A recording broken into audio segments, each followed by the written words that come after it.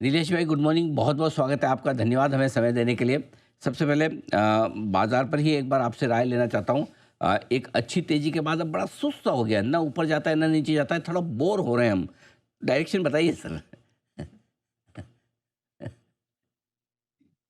Market अब इस मकाम पे है हुँ, कि वैल्यूएशन रेटिंग होना मुश्किल है।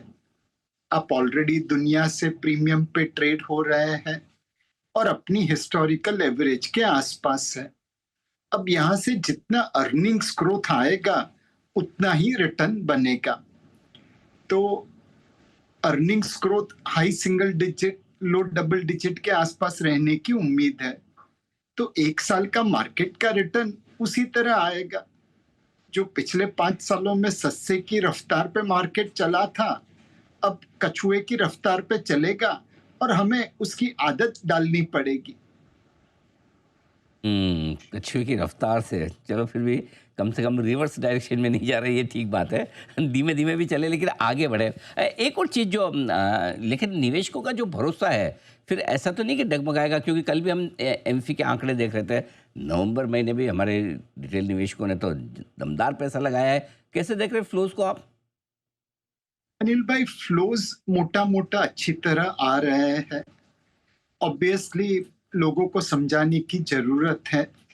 तो फंड मैनेजर भी अब यही कहते हैं कि आप रिटर्न की एक्सपेक्टेशन को मॉडरेट रखिए। जो डिस्ट्रीब्यूटर पार्टनर है, वह भी यही सलाह देते हैं कि लंबी अवधि के लिए निवेश करिए। अनिल भाई, आप भी जब जी बिजनेस पे बात करते हैं तो लोगों को यही बताते हैं कि आप लंबी अवधि के लिए निवेश करिए, रेगुलरली निवेश करिए। तो एक मैच्योरिटी जरूर आ गई है निवेशकों में। उन्हें पता है कि इस मार्केट में आपको लंबी अवधि के लिए और रेगुलरली निवेश करना है। Every rule has an exception. तो कुछ निवेशकों को शायद एक हताशा प्राप्त होगी कि उम्मीद थी 25% रिटर्न की, वो 1 साल में नहीं आया, शायद 3 साल में आया। तो कुछ लोगों को हताशा ज़रूर प्राप्त होगी, but by and large retail निवेशक अब काफ़ी मैच्योर हो चुका है। उन्हें पता है कैसे निवेश करना चाहिए। बिल्कुल, तो रिटर्न एक्सपेक्टेशन कम करनी होगी और उसके बाद ही आप ढंग से निवेश कर पाएँगे। लेकिन इक्विटी छोड़कर भी आजकल पैसे बहुत बन रहे हैं। गोल्ड, सिल्वर वगैरह में आपने तो कहा भी था कि पिछली बार जब मुलाकात हुई, पिछले कई समय से मुलाकात जब हो रही है, कि थोड़ा बहुत पैसा तो आप गोल्ड में अब रखिए, क्योंकि एक ज़माना था आप गोल्ड के बड़े अगेंस्ट थे, लेकिन जब गोल्ड में तेज़ी बनी उससे पहले आपने ये बताया भी कि थोड़ा एक्सपोज़र वहाँ रखना ही चाहिए। अभी भी क्या लगता है आपको, क्या एक वो मल्टी एसेट एलोकेशन फंड या हाइब्रिड फंड ये ज़्यादा कारगर साबित हो सकते हैं? अनडाउटेबली अनिल भाई, अभी भी हमारा आउटलुक गोल्ड और सिल्वर दोनों पे पॉजिटिव है। बट गोल्ड और सिल्वर दोनों में कोई इंट्रिंसिक वैल्यू नहीं है जैसे शेयर में होती है, डिविडेंड की, कैश फ्लो की, अर्निंग्स की। तो एक सीमित मात्रा में निवेश करिए। हम गोल्ड और सिल्वर में निवेश करने के लिए इसलिए कहते हैं बिकॉज वहां पे सेंट्रल बैंक की बाइंग हो रही है। दुनिया भर के सेंट्रल बैंक इंडियन हाउसवाइफ की तरह सोना खरीद रहे हैं। तकरीबन साल का 1,000 टन सोने की खरीदारी है। रशिया और सऊदी अरेबिया की सेंट्रल बैंक ने सिल्वर में भी खरीदारी की है, ऐसी र्यूमर चलती है। तो जब तक सेंट्रल बैंक खरीदे, आप सोना और चांदी खरीद सकते हैं। जिस दिन वो बेचना चालू करे, तो पक्का बेच देना। ये बात ठीक बात है। तो ये बहुत ही अच्छा फ़ॉर्मूला आपने दिया है कि सेंट्रल बैंक्स के साथ रहें, अगर आप सोना-चांदी पर व्यू लेकर चलना चाहते हैं। लेकिन एक और चीज़ है जिस पर मैं आपसे राय लेना चाहता हूँ, वो है ट्रेड डील। कभी लगता है बस हुई, बस होने ही वाली है, फिर वापस हम दूर चले जाते हैं। इस बार फिर से थोड़ी उम्मीदें जगी है। क्या ये आखिरी चीज़ है जिसका बाज़ार इंतज़ार कर रहा है, और अगर ट्रेड डील हो जाती तो फिर क्या एक जो नई जोश, उमंग, उत्साह की ज़रूरत है, वो उससे मिल जाएगा सर? तो ट्रेड डील मतलब ऑब्वियसली अनिल भाई, हमारी जो एक्सपोर्ट्स है अमेरिका में, वो कोई इकोनॉमी के जीडीपी के परसेंटेज तहत कोई बहुत बड़ी नहीं है। उसमें भी उन्हें सारे इंपोर्ट पे तो टैरिफ नहीं लगाई है। जैसे दवाई है तो उसको बाहर रखा है। अब जो यूएस निवेशक हैं, वो शायद हिचकिचा रहे हैं बिकॉज इंडिया पे इतनी बड़ी टैरिफ लगी हुई है।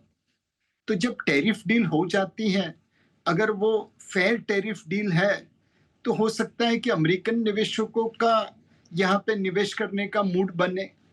उन्हें लगे कि अब भारत कोई नो गो एरिया नहीं है, हम निवेश कर सकते हैं। तो flow point of view American निवेशकों का पैसा शायद टैरिफ डील के बाद आ सकता है। इकोनॉमी वाइज टैरिफ डील अगर होती है अच्छी तरह से, तो सेक्टरली इफेक्ट आ सकती है, जैसे टेक्सटाइल्स है, एक्वाकल्चर है, जेम एंड ज्वेलरी है। बट ओवरऑल मार्केट के ऊपर कोई बहुत बड़ी पॉजिटिव इम्पैक्ट नहीं आएगी, बिकॉज आज के जो भाव है उसमें कुछ हद तक टैरिफ डील हो जाएगी, वो डिस्काउंटेड है। बिल्कुल ठीक बात है।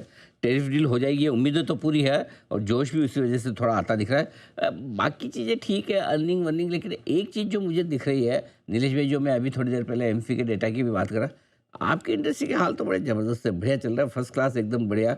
बड़े बड़े आईपीओ आ रहे हैं आपकी इंडस्ट्री से। ऑफ कोर्स उसमें आपका भी एक ज़माने में बड़ा योगदान रहा है। आईसीआईसीआई प्रू, जो एचडीएफसी म्यूचुअल फंड और निप्पॉन वगैरह, यूटीआई जो लिस्टेड है, अभी आदित्य बिरला, सन लाइफ, सबने अच्छे रिटर्न बना के दिए। आपकी इंडस्ट्री के लिए सर गोल्डन पीरियड चल रहा है?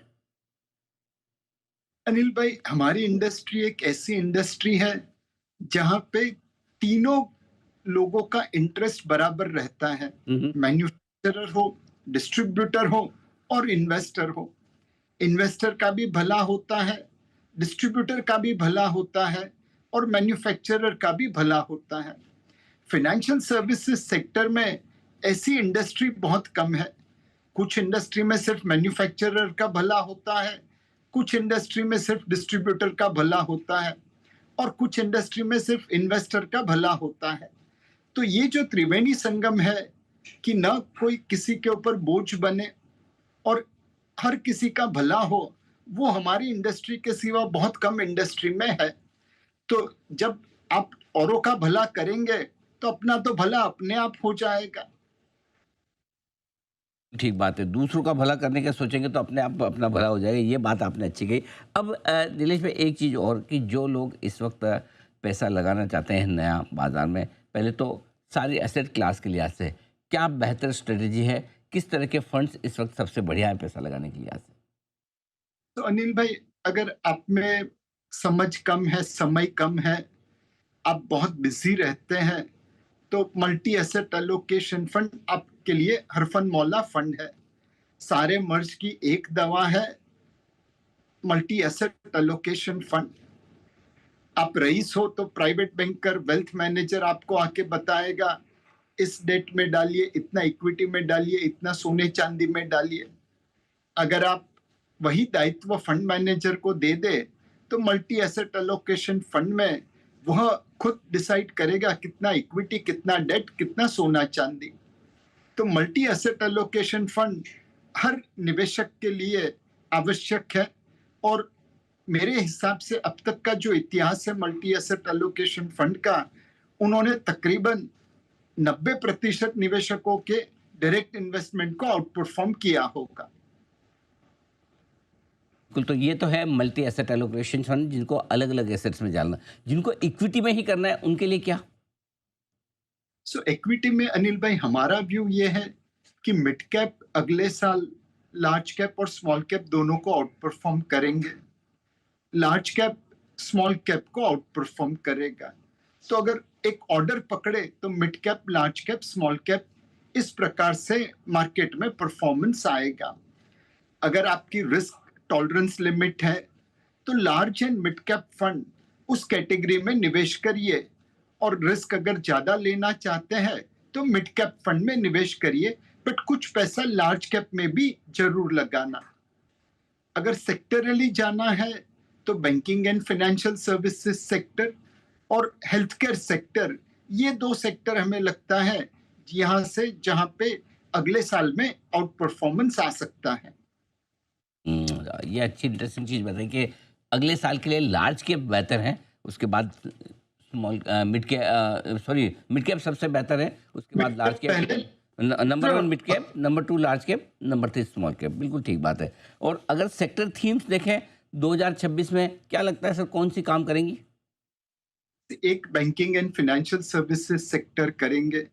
हालांकि आने वाले 2-3 महीनों में शायद वहां पे गिरावट आ सकती है, बिकॉज ब्याज के दरों में कटौती हुई तो लेंडिंग रेट इमीडिएटली एडजस्ट होते हैं, डिपॉजिट रेट को थोड़ा समय लगता है। But this is a longer term call. Next 3-4 महीने में आपको अक्यूमुलेशन करने का अच्छा मौका मिल जाएगा। दूसरा हेल्थ केयर रिलेटेड सेक्टर है। यहाँ पे हॉस्पिटल सेक्टर हमें काफी अच्छा लगता है। आज भी अगर आप देखें तो जैसे जैसे आपकी आवक बढ़ती है, आप हेल्थ केयर रिलेटेड स्पेंडिंग बढ़ाते हैं, और उसका सबसे ज्यादा फायदा हॉस्पिटल लिस्टेड क्षेत्र की जो ऑर्गेनाइज हॉस्पिटल सेक्टर है उनको मिलने की संभावना है। वहां पे ग्रोथ का रनवे काफी लंबा लगता है। बिल्कुल ठीक बात है। बैंक्स, एनबीएफसी तो है ही हैं, हेल्थ केयर हॉस्पिटल्स भी काफ़ी बेहतर कर सकते हैं आपके लिए, ये है राय आपके लिए। बहुत बहुत धन्यवाद नीलेश भाई, आपने समय दिया और विस्तार से बाजार के डायरेक्शन पर और इन्वेस्टमेंट के मौक़ों पर अपनी राय दी। Thank you so much. जल्दी आपसे फिर मुलाकात होगी।